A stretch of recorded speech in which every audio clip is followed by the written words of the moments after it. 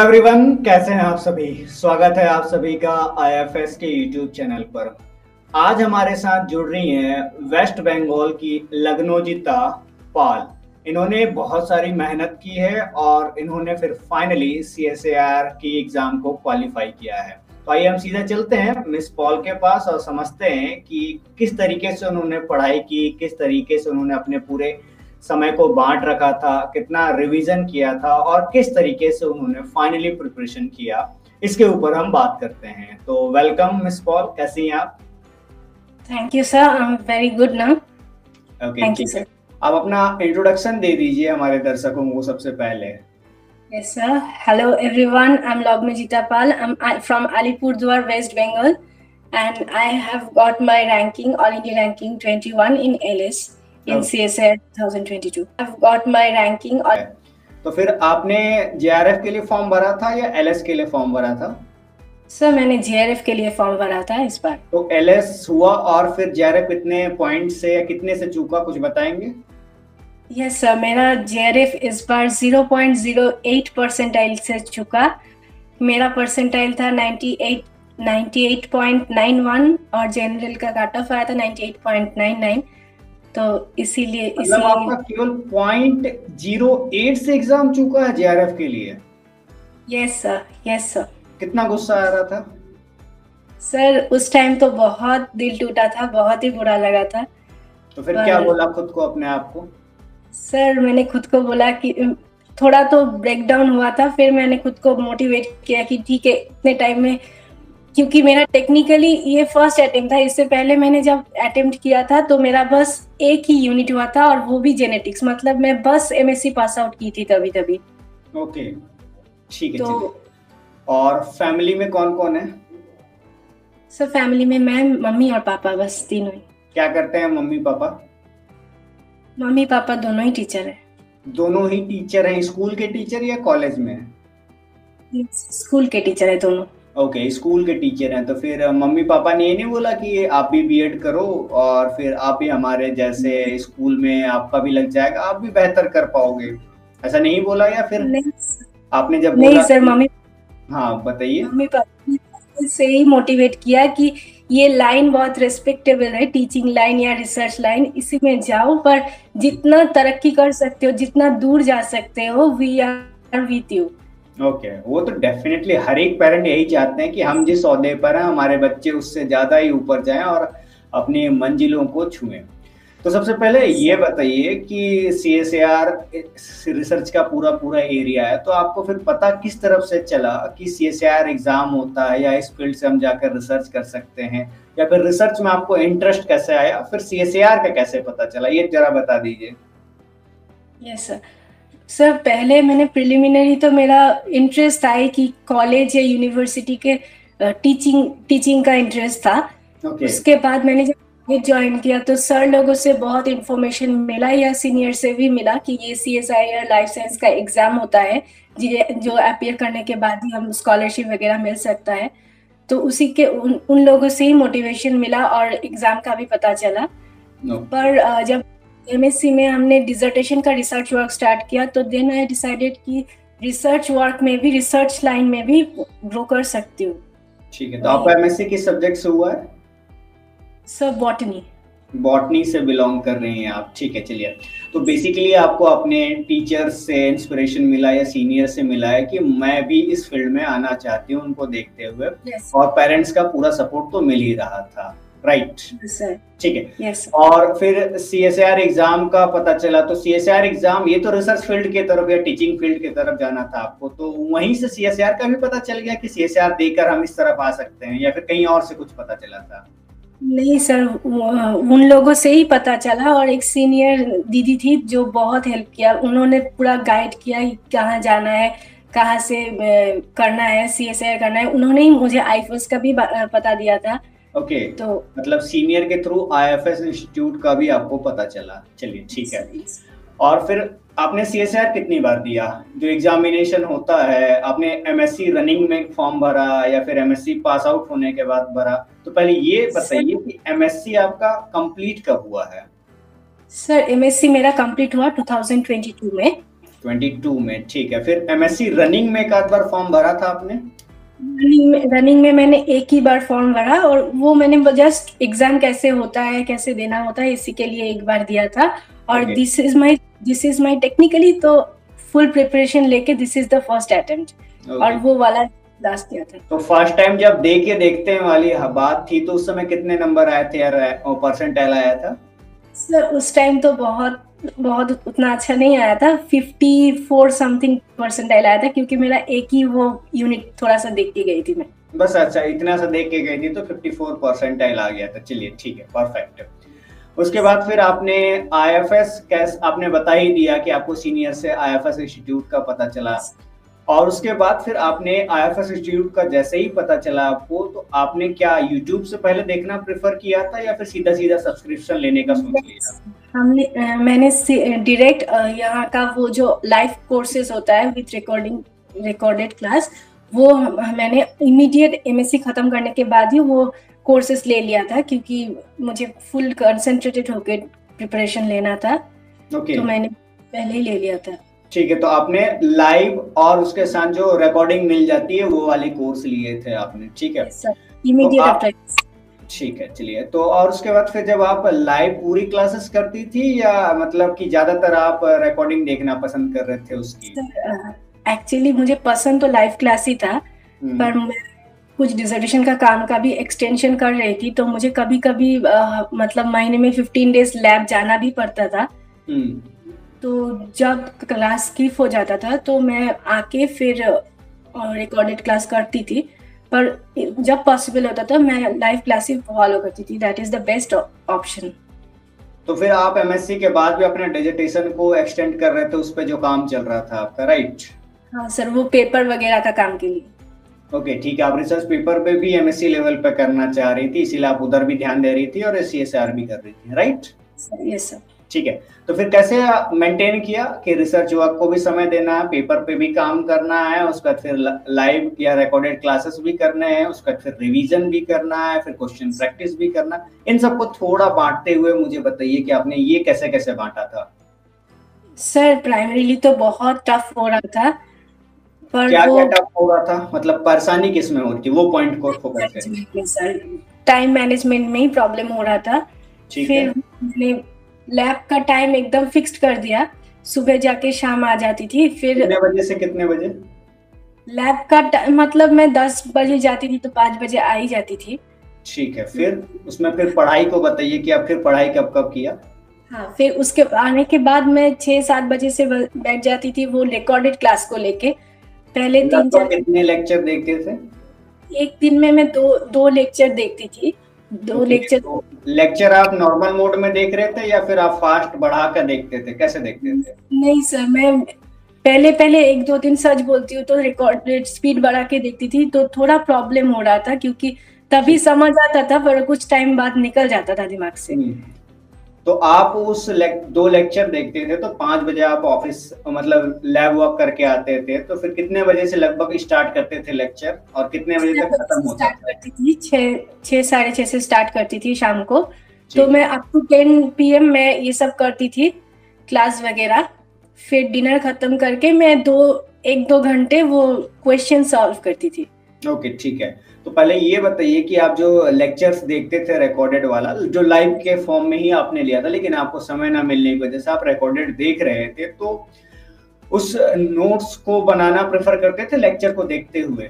Yes sir. मैं जब class follow करती थी तो in the mean time I was doing the short note, वो जो क्लास करती थी उसी के टाइम पे, और क्लास खत्म होने के बाद तुरंत बाद ही मैं वो क्वेश्चन एक बार देख लेती थी क्लास में क्या पढ़ाया क्या नहीं पढ़ाया, और बुक्स लेके बैठती थी साथ में और इमीडिएटली कुछ शॉर्ट नोट बना लेती थी तभी ताकि एक्स्ट्रा टाइम उसमें इन्वेस्ट ना हो कि क्या पढ़ाया था वो पढ़ो फिर शॉर्ट नोट बनाओ, तो इमीडिएटली बना लेती थी। तो आप सुन सकते हैं दोस्तों कि जिस समय आप पढ़ाई कर रहे हैं, अगर उसी समय आप शॉर्ट कॉन्सेप्ट या नोट्स आप लिखते चलेंगे तो आपका समय बच सकता है, वरना फिर से पूरा पढ़ो, उसको शॉर्ट करने के लिए फिर से अलग से समय दो, तो शायद आपका समय ज्यादा रह सकता है। जैसा मिस पॉल ने किया उस हिसाब से आप यहाँ देखिए, तो आप भी इनसे सीख सकते हैं कि किस तरीके से नोट्स को प्रेफर करना और किस तरीके से अच्छे बनाने हैं। चलिए, बहुत अच्छी बात है। तो आप फिर जो क्वेश्चन प्रैक्टिस कर रही थी उसमें पीवाईक्यू कर रही थी या प्रैक्टिस क्वेश्चन कर रही थी, और कहाँ से कर रही थी? इसके लिए कोई बुक था या कहाँ से आपने सोर्स ढूंढा था? सर मैंने दोनों ही किया, पीवाईक्यू एंड क्वेश्चन सेट्स। वो आईफर्स का जो बुक्स का पूरा सेट आता है 14 मॉड्यूल्स का शायद। यस यस 14 का, यस सर। हाँ, वो मैंने पूरा ही लिया था। और मैंने क्लास के साथ साथ मैंने बुक्स भी थॉरोली सॉल्व भी किया, पढ़ा भी बुक्स को, और सॉल्व भी उसी बुक से किया था। पीवाईक्यू मतलब भी आपने लेक्चर देखने के साथ साथ बुक्स के कंटेंट भी पढ़े थे? यस सर बिल्कुल। तो बुक्स का कंटेंट कैसा लगा आपको? लेक्चर, पहले ये बता दीजिए बुक्स का कंटेंट कैसा लगा, फिर लेक्चर का कंटेंट कैसा लगा, फिर दोनों को सम अप करके आपको फिर क्या फील आया नया? सर पहले तो मैं लेक्चर फॉलो करती थी, जो क्लास में पढ़ाया जाता था उसी टॉपिक को मैं बुक से पढ़ती थी। आईफर्स के रह जाता था मतलब? नहीं, मतलब जो टॉपिक क्लास में पढ़ाया जाता था वही टॉपिक मैं उसके बाद बुक से पढ़ती थी। ओके, मतलब कि आप और कुछ एक्स्ट्रा पॉइंट्स अपने हिसाब से ऐड कर रही थी। हाँ, वही आईफर्स के आपके लिए फ्रूटफुल रहा कि लेक्चर जो देखा आपने उसमें फिर आपने बुक भी पढ़ा, वो भी आईएफएस का ही बुक था।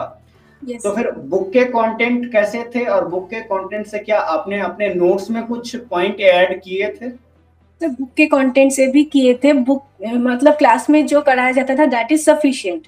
ओके, ठीक है। तो बुक्स फॉलो करने के बाद मेरा जो हैबिट है कि मैं जब तक थॉरो ना पढ़ लेती हूँ ना, तो दिमाग में उतना अच्छे से नहीं बैठता है, तो मैं थॉरो पढ़ना करती हूँ। आप ये कहना चाह रहे हो कि नोट्स सफिशिएंट है, जो चाहे केवल नोट्स से भी पढ़ सकते हैं, लेकिन अगर आपकी आदत के अकॉर्डिंग आप उसे तोड़ना नहीं चाह रहे थे तो बुक के भी पॉइंट ऐड करते हुए चलते थे। बहुत टाइम रह जाता है दिमाग में थॉरो रीडिंग। ठीक है, चलिए। उसके बाद फिर उसके पॉइंट्स को आपने अपने नोट्स में भी डाल दिए थे या बुक में ही हाईलाइट करके छोड़ रखा था? मैं नोट्स में डाल देती थी, शॉर्ट नोट, या फिर कभी टाइम ना होता तो बुक में हाईलाइट कर लेती थी। ठीक है। फिर जो अगर अगले को आप सजेशन देंगी जिसको बुक्स पढ़ने की आदत नहीं है, तो क्या नोट सफिशिएंट है? यस सर, नोट्स सफिशिएंट है, पर फिर भी बुक्स थोड़ा फॉलो कर लो। बुक्स ना होगा तो पीवाईक्यू और जो क्वेश्चन मॉड्यूल्स होता है वो तो सॉल्व करना ही तो बहुत जरूरी है, लेकिन नोट सफिशिएंट है एक तरफ से, ये सही मालूम है, या फिर बुक्स भी जरूरी है? नहीं सर, नोट सफिशिएंट है, ऑब्वियसली नोट सफिशिएंट है। ठीक है, चलिए। और उसके बाद फिर ये सारी प्रैक्टिस करते हुए फिर जब आपने CSIR दिया और आपने इतनी मेहनत की, तो उस दौरान जब आप प्रिपरेशन किए तो और कुछ परेशानी का सामना करना पड़ रहा था? एक तो आप लैब जा रही थी तो आपको समय के लिए मैनेजमेंट की प्रॉब्लम हो रही थी, तो उसमें आप पूरा समय को एकदम करेक्ट मान रही थी कि लैब इतने से इतने होना है, मेरा पढ़ाई इतने से इतने होना है, तो इसके अलावा कुछ और प्रॉब्लम फेस हो रही थी क्या लेक्चर प्रिपरेशन में या कंटेंट बनाने में? नहीं, उतना प्रॉब्लम तो कुछ हुआ नहीं। मैं लैब वो पहले 3 महीने गई थी, उसके बाद मैंने पूरा बंद कर दिया था क्योंकि पेपर का काम हो गया था मेरा। फिर मैंने पेपर का काम हो गया था मेरा तो मैंने लैब रेगुलर नहीं गई थी। मैं 3 महीने के बाद बंद कर दिया। उसके बाद मैंने जो रूटीन टाइम देख के मैं नहीं पढ़ती थी। मुझे जब पढ़ना होता था मैं पूरा दिन कभी कभी पढ़ लेती थी, जब मन नहीं करता था तो नहीं पढ़ती थी। ठीक है, चलिए। ये तो बहुत अच्छी बात है क्योंकि हम अपने लिए ही पढ़ रहे हैं, अपने जीवन को अच्छे जगह पहुंचाने के लिए पढ़ रहे हैं, तो उसमें समय देख के क्या पढ़ना। और जब भी आपको लगे तो पूरा जुनून लगा दीजिए, क्योंकि ये जो सक्सेस है ये अभी ही मिल पाएगी, एक समय गुजर जाने के बाद अफसोस ही होता है केवल। राइट? Yes sir. ठीक है, चलिए। तो फिर आपको थोड़ा वापस मैं रिजल्ट की तरफ लेके आता हूँ। तो जिस दिन रिजल्ट आया, और रिजल्ट मतलब वो वाला परसेंटाइल वाले की बात कर रहा हूँ, तो परसेंटाइल की जब आपको देख के लगा कि उस समय लग रहा था कि JRF हो जाएगा या LS होगा, या फिर आप उलझ रही थी कि होगा या नहीं होगा, क्या हो रहा था? सर मेरा लगा था कि LS तो हो ही जाएगा, पर JRF का मुझे लगा था कि होगा कि नहीं होगा, क्योंकि यूजुअली जनरल का कट ऑफ जो जितना हाई होता जा रहा है दिन ब दिन, तो वो मेरा थोड़ा सा कंफ्यूजन था। फिर भी होप था कि हो जाएगा। पर और उसके बाद जब वो होप, रिजल्ट के दिन क्या रहा, फिर उस होप का क्या हुआ और कैसे फील हो रहा था आपको? जो भी, आपको रोना आ रहा था, गुस्सा आ रहा था, या फिर कहाँ चूक गई, ये बात थोड़ा बता दीजिए। यस सर, जिस दिन पता चला उस दिन मतलब रोना तो आ रहा था, ब्रेकडाउन भी हो गई थी, फिर मैंने खुद को, सबने समझाया और मैंने भी खुद को समझाया कि क्या समझाया? दिस वाज फर्स्ट अटेम्प्ट, पर इतना देने के बाद भी वो इतना हुआ है, तो और थोड़ा सा इन्वेस्ट कर लोगे खुद को तो और भी बहुत कुछ ज्यादा हो सकता है। बिल्कुल। तो टाइम वेस्ट एक दिन भी ना करके नेक्स्ट दिन से अच्छे से उठ के फ्रेश होके पढ़ने बैठो फिर से, और तुम्हारा ऑलरेडी इतना सारा प्रिपरेशन हो गया है, तो जितना दिन वेस्ट करोगे तो प्रिपरेशन बैक जाने लगेगा। ठीक है, चलिए परफेक्ट है। और उसके बाद चलिए, आपने इतनी सारी मतलब चुनौतियों का सामना किया और पॉइंट 08 से चूक रखा और आपको बुरा भी लगा, लेकिन आपने आपको संभाला, आपको फैमिली ने भी संभाला। लेकिन ये जेआरएफ का जो सक्सेस का था, वो कितना प्रेशर था आपके ऊपर? फैमिली की तरफ से कितना था, खुद का कितना था, या फिर जो और भी चीजें सराउंडिंग में उनका कितना प्रेशर था कि नहीं जेआरएफ निकालना ही है? सर नहीं, मतलब प्रेशर एज सच नहीं था कि जेआरएफ निकलना ही है, पर मेरा खुद का जुनून ये है कि निकलना ही है इस बार। सराउंडिंग से मतलब उतना नहीं था, ये अपने अंदर से आवाज आ रही थी कि निकालना है किसी तरीके से। डेफिनेटली एक बार आपका जेआरएफ भी निकलेगा, मैं पूरी उम्मीद करता हूँ, और आपकी बातों से ही लग रहा है कि आपने बहुत अच्छी पढ़ाई भी कर रखी है। ठीक है, कितने यूनिट प्रिपरेशन करके गए थे आप एग्जाम में?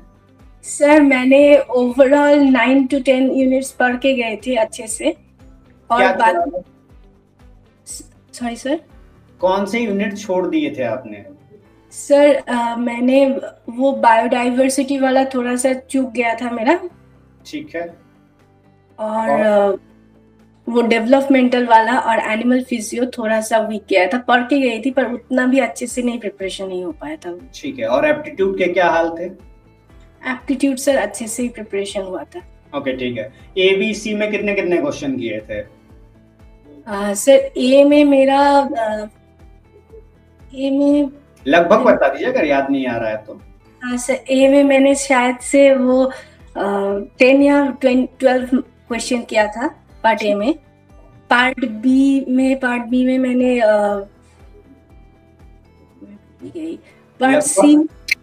पार्ट सी में मैंने 25 का 25 ही आंसर किया।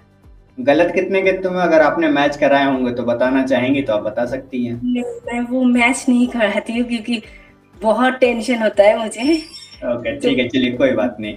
और फिर फाइनली एक बार आपने ये सब मैच नहीं कराया, आप रिजल्ट एक बार परसेंटाइल ही आपका फिर बना फाइनल रिजल्ट आने के बाद 98.91।